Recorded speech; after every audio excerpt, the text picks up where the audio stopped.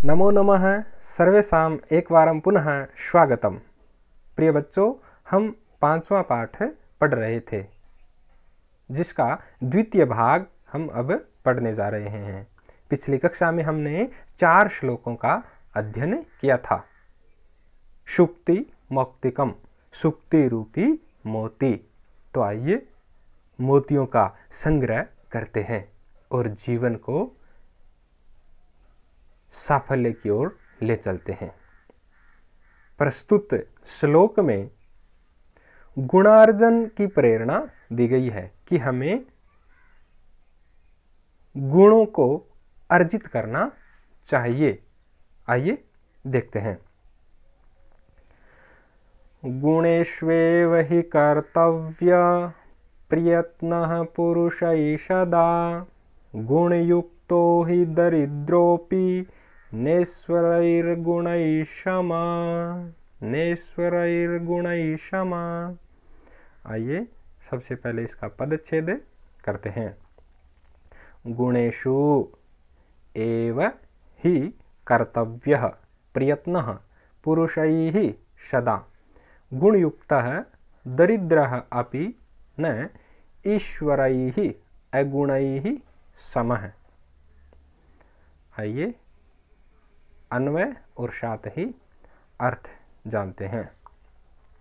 पुरुषैः, पुरुषों के द्वारा, मनुष्यों के द्वारा, हमारे द्वारा, सदा हमेशा, नित्य, एव ही गुणेषु गुणों में, गुणों को अर्जित करने में, गुण ग्रहण करने में ही प्रयत्न कर्तव्य, प्रयत्न करना चाहिए।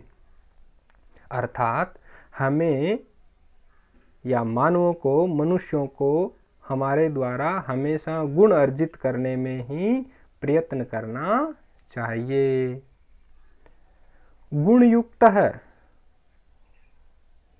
गुणों से युक्त, गुणवान व्यक्ति दरिद्र है अपि, दरिद्र होते हुए भी, निर्धन होते हुए भी, गरीब होते हुए भी, अगुणैः गुणहीन, ईश्वरैः अमीर से गुणहीन धनवान व्यक्ति के समह न, समान नहीं है।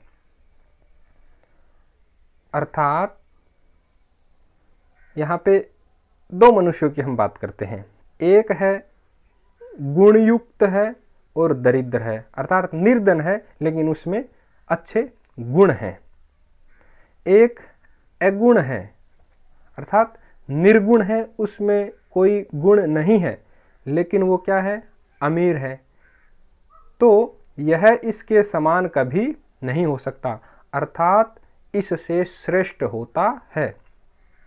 अर्थात हम भले ही निर्धन रहें लेकिन गुण होना आवश्यक है, और अमीर भी हो, धनवान भी हो और गुणवान भी हो, तब तो सोने पे सुहागा वाली बातें हैं। आइए हम इसका एक बार संक्षेप में और अर्थ देख लेते हैं। निश्चित ही मनुष्यों को सदा गुणों में, अर्थात गुण प्राप्त करने हेतु ही प्रयास, प्रयत्न करना चाहिए। गुणयुक्त निर्धन भी गुणों से हीन धनिकों के बराबर नहीं होता, अर्थात गुणवान निर्धन व्यक्ति निर्गुण धनिक से हमेशा श्रेष्ठ होता है। आइए अब हम इसका संस्कृत भावार्थ भी जान लेते हैं। निश्चयेन मानवैः नित्यं गुणेषु प्रयासः करणीयः। गुणयुक्त है निर्धनः अपि गुणैः हीनैः धनिकैः समः न भवति, अर्थात गुणवान निर्धन निर्गुण धनिकात् श्रेष्ठः भवति। आइए अगले श्लोक का अध्ययन करते हैं। प्रिय बच्चों, इस श्लोक को जरा ध्यान से पढ़िएगा। इसमें मित्रता के बारे में बताया गया है कि मित्रता का स्वरूप कैसा होता है। दुष्ट लोगों के संग और सज्जन लोगों के साथ मित्रता का जो स्वरूप है वो किस प्रकार का होता है, आइए जानते हैं। आरंभ गुरवी क्षयिणी क्रमेण लघवी पुरा वृद्धिमती च पश्चात् दिनस्य पूर्वार्ध परार्ध भिन्ना छायेव मैत्री खल सज्जनानां, छायेव मैत्री खल सज्जनानां। सबसे पहले हम पदच्छेद करते हैं। आरंभ गुरवी क्षयिणी क्रमेण लघवी पुरा वृद्धिमती च पश्चात् दिनस्य पूर्वार्ध परार्ध भिन्ना छाया इव मैत्री खल सज्जनानां। आइए अब हम इसके अन्वय और साथ ही अर्थ को जानते हैं। आरंभ गुरवी, आरंभ में, शुरू में गुरवी बढ़ करके दीर्घ, क्रमेण क्रम से धीरे धीरे समय व्यतीत होने पर क्षयिणी कम हो जाती है, क्षय हो जाता है। अर्थात जो खल व्यक्ति होते हैं, दुष्ट व्यक्ति होते हैं, दुर्जन व्यक्ति होते हैं, उनके साथ होने वाली जो मित्रता है उसको कैसा बताया है कि वो आरंभ में तो क्या होती है, गुरवी होती है, आरंभ में बड़ी होती है, बहुत ज्यादा मित्रता दिखाई देती है, परंतु क्रमेण क्रम से धीरे धीरे समय व्यतीत होने पर क्षयिणी वो क्षीण हो जाती है, धीरे धीरे कम हो जाती है। और पूरा पहले लघवी छोटी होती है, कम होती है, पश्चात बाद में धीरे धीरे समय व्यतीत होने पर चाहे वृद्धिमती और बढ़ती है। ये बताई है सज्जनों के साथ मैत्री यानी मित्रता। सज्जनों के साथ मित्रता पहले तो छोटी होती है, कम होती है और धीरे धीरे समय व्यतीत होने पर वो बढ़ती जाती है। अर्थात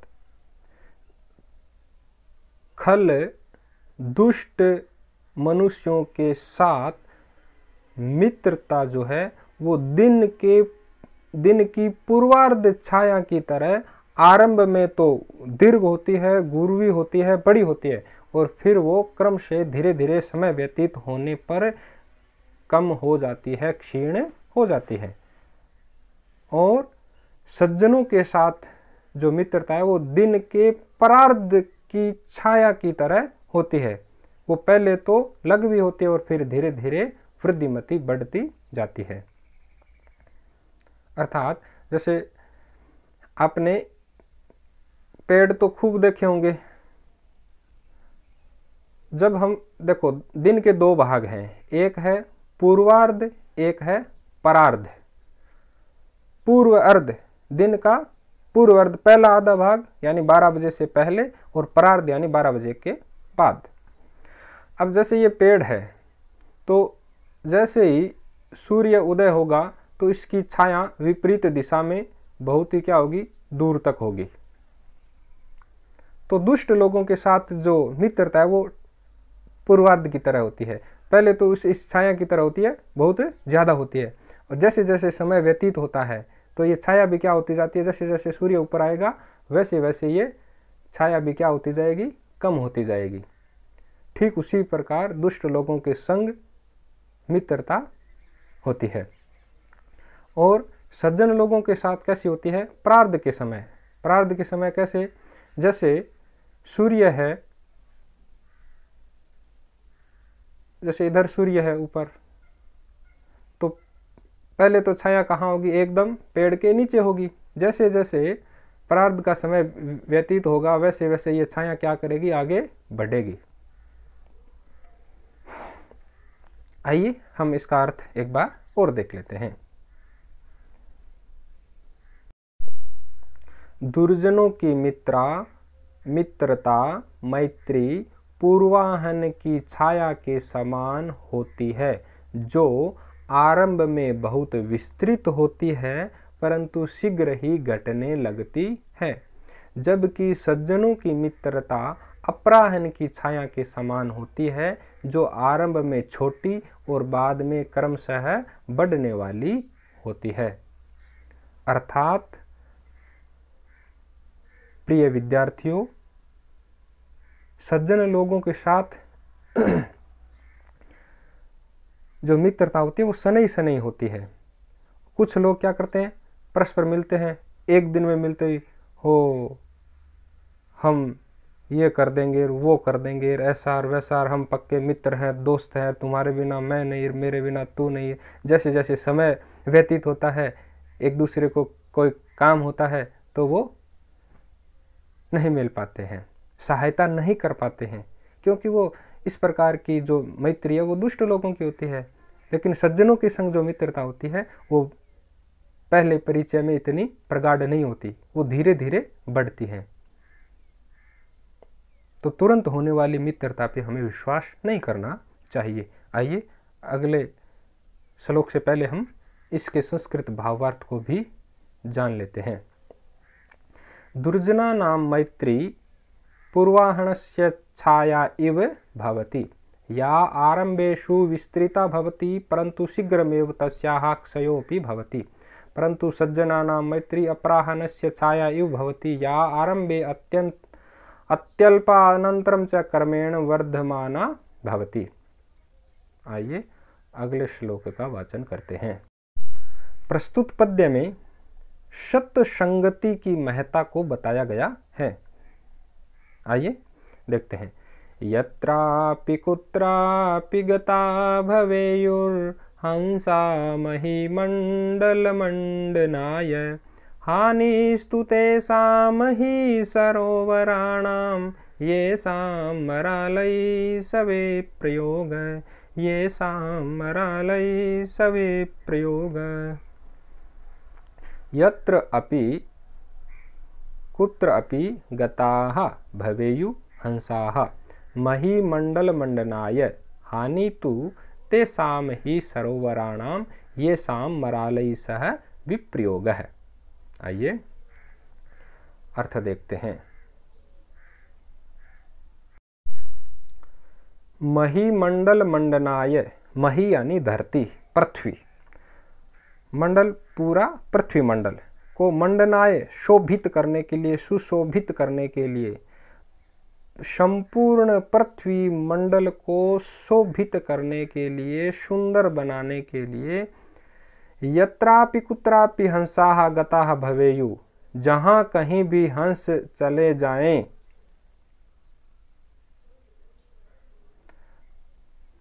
ही क्योंकि तेषां सरोवराणाम तु हानि, उन सरोवरों की तो हानि ही होनी है, नुकसान ही होना है।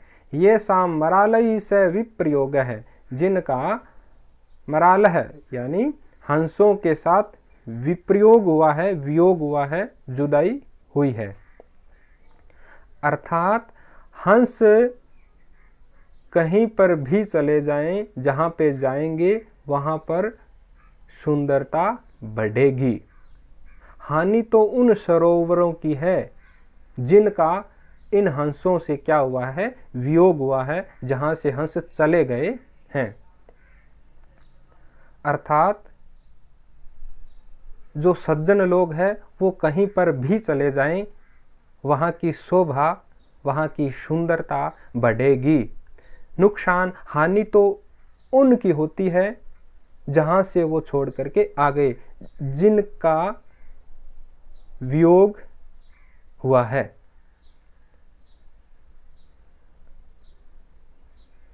अर्थात हमें सदैव सत्य संगति करनी चाहिए और अच्छे लोगों के साथ रहना चाहिए, क्योंकि उनके साथ रहेंगे तो हमारी ही शोभा बढ़ेगी। और यदि हम उनको छोड़ देंगे या वो हमें छोड़कर चले जाएंगे तो वो जहाँ जाएंगे हम वहाँ पे अपने आप स्वतः शोभा हो जाएगी, सुंदरता बन जाएगी, नुकसान हानि हमें ही होनी है। आइए अब हम इसके हिंदी भावार्थ को लिखित में भी देख लेते हैं। पृथ्वी को सुशोभित करने के लिए हंस जहाँ कहीं भी जाएं, निश्चय ही उन सरोवरों की तो हानि ही है जिन्हें हंस छोड़कर चले जाते हैं। अर्थात जिन सरोवरों से हंसों का वियोग हो जाता है उन सरोवरों का सौंदर्य नष्ट हो जाता है। आइए संस्कृत भावार्थ भी देखते हैं। पृथिव्याः शोभार्थम हंसाः यत्र कुत्रापि गच्छन्तु निश्चयेन हानि तु तेषां सरोवराणां भवति येषां वियोगः हंसैः सह भवति ते सरोवराः हंसविहीना भवन्ति इति अभिप्रायः। आइए अब हम इस पाठ के अंतिम श्लोक का वाचन और अध्ययन करते हैं। इस पद्य में भी सतसंगति की महिमा गाई गई है।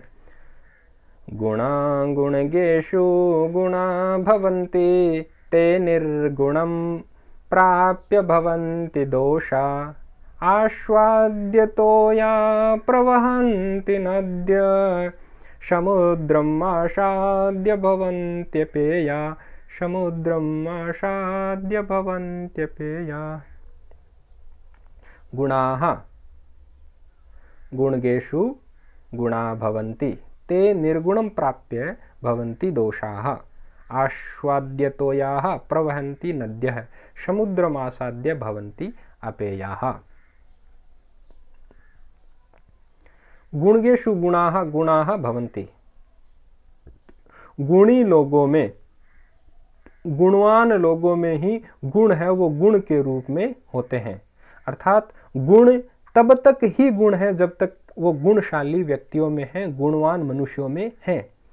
ते निर्गुणम प्राप्य, वही गुण यदि निर्गुण को प्राप्त हो जाएं, निर्गुण व्यक्ति में चले जाएं तो दोषा भवन्ति, वो दोष बन जाते हैं। आस्वाद्यतोयाः नद्यः प्रवहन्ति। आस्वाद्यतोया स्वादिष्ट मधुर जल वाली नदियां प्रवहन्ति बहती हैं, और वही नदियां समुद्रमासाद्य समुद्र को प्राप्त करके समुद्र में मिल करके अपेयाः भवन्ति, वो अपेय हो जाती हैं, अर्थात खारे जल वाली हो जाती है, उनका पानी पीने लायक नहीं रहता है। आइए देखते हैं। गुणी व्यक्तियों में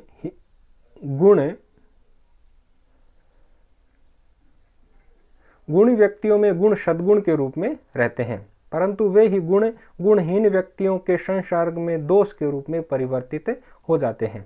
जिस प्रकार नदियों में पीने योग्य मधुर जल प्रवाहित होता है, परंतु वही जल जब समुद्र में मिलता है तो खारा हो जाता है, अर्थात वो पीने योग्य नहीं रहता। आइए अब हम इसके संस्कृत भावार्थ को जानते हैं। गुणाः गुणी जनेषु सद्गुणाः भवन्ति परंतु ते एव गुणाः निर्गुणं जलं प्राप्य दोषाः भवन्ति। यथा नदीनां जलं यावत् पर्यन्तं नदीषु भवति तावत् पर्यन्तम् एव तद् जलं मधुरं पेयं च भवति, परंतु तदेव जलं यदा समुद्रं प्राप्नोति तदा तद् जलं पातुं योग्य न भवति। अस्तु प्रिय विद्यार्थियों, आज की कक्षा में इतना ही। पाठ संपूर्ण हुआ। नमो नमः, नमस्कार, जय हिंद, जय भारत।